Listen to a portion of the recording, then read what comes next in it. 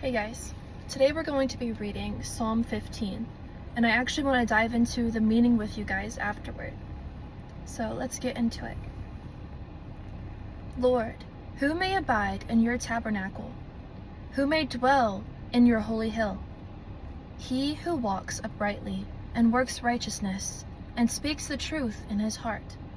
He who does not backbite with his tongue, nor does evil to his neighbor, nor does he take up a reproach against his friend, in whose eyes a vile person is despised, but he honors those who fear the Lord.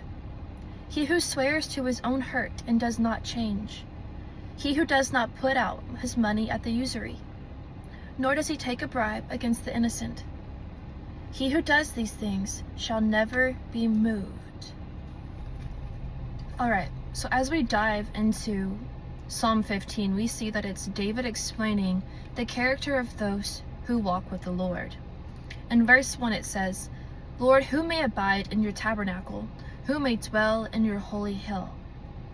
The Lord's tabernacle was a portable tent that the Israelites would move with them as they moved. And it was a place where they would go to be in God's presence, to worship Him, and to offer sacrifices. Who may dwell in your holy hill?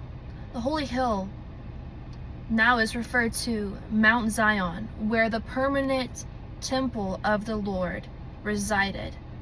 It was where His presence was permanently set. It was where they would permanently go to worship and offer up sacrifices and to be in God's presence. So we see here that it says, Lord, who may abide in your tabernacle? Who may dwell in your holy hill? It's saying, who may abide in your presence, Lord? Who may dwell in your presence? Verse 2, he who walks uprightly and works righteousness and speaks the truth in his heart. Not only are we supposed to walk out our faith righteously with our actions, doing good works for the Lord, but we should be speaking that same truth in our heart. And we shall be doing these actions from our hearts. Because if it isn't from your heart, then it's performance, and it's just like the Pharisees did. And Jesus referred to the Pharisees as whitewashed tombs, dead on the inside, but they seemed clean on the outside. And that's not how you want to live. You want to have that heart relationship with God that produces the outward change. Verse 3, he who does not backbite with his tongue, nor does evil to his neighbor, nor does he take up a reproach against his friend. We know that the second commandment Jesus gave us was to love our neighbors as ourselves. And that is basically what David is explaining right here, is you do not gossip or slander with your tongue your neighbor, whether it's someone that you disagree with or whether it's your best friend in the faith. Nor does evil to his neighbor. So not only speaking evil, but you're not doing evil against them. You're not hurting them. You're not mistreating them. You're not esteeming one above the other. Verse 4, in whose eyes a vile person is despised, but he honors those who fear the Lord. He who swears to his own hurt and does not change.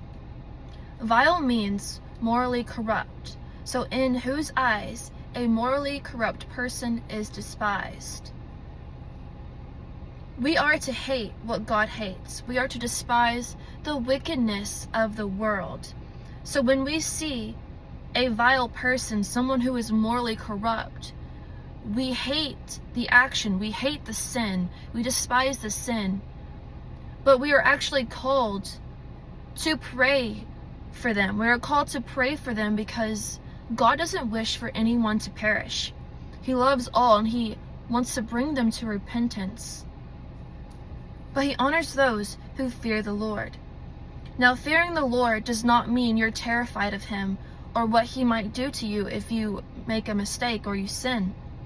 But fearing the Lord actually means you have reverence and a deep, high respect for who He is, and that you actually dread displeasing him and coming out of his presence. You have that relationship with him, so you don't want to hurt him by your actions. He who swears to his own hurt and does not change.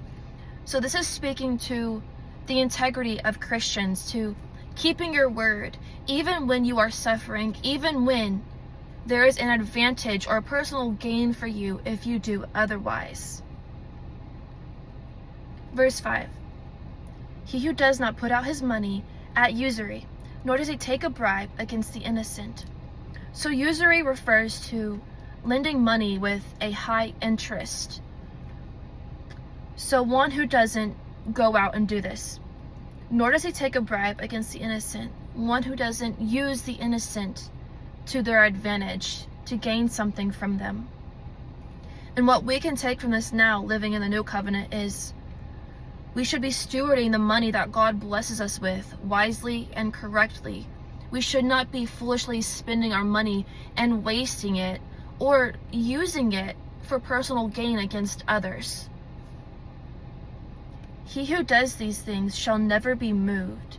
Shall never be moved means you will be unshaken, unwavering.